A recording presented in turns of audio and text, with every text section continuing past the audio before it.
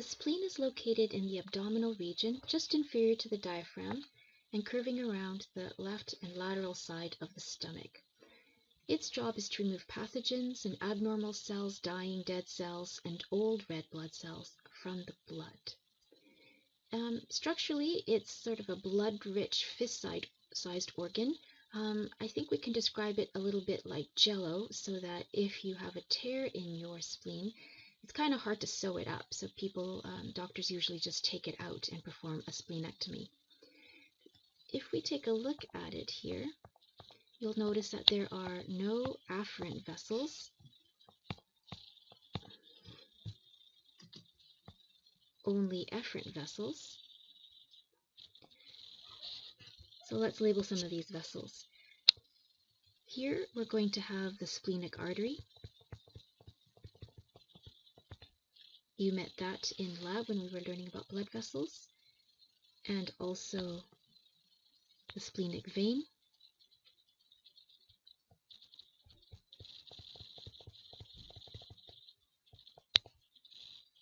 And then this is the efferent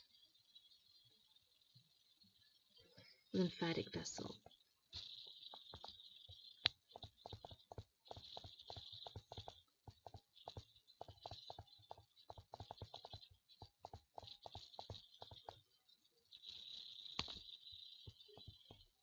So since there is an efferent lymphatic vessel, just like any other organ, extra interstitial fluid can drain into small lymph capillaries and drain into a lymphatic vessel and leave the spleen, but there's no afferent vessels.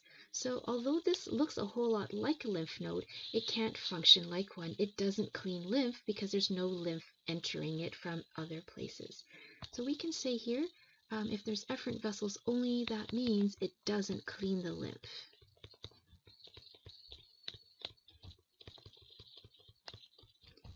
It cleans and filters blood, but not lymph.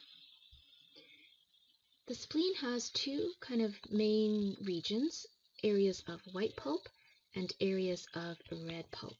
So these areas that I've kind of drawn here, these are areas of white pulp.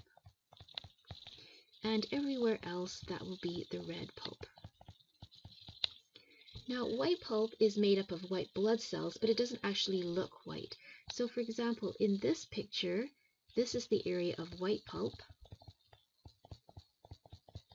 But the white pulp actually looks purple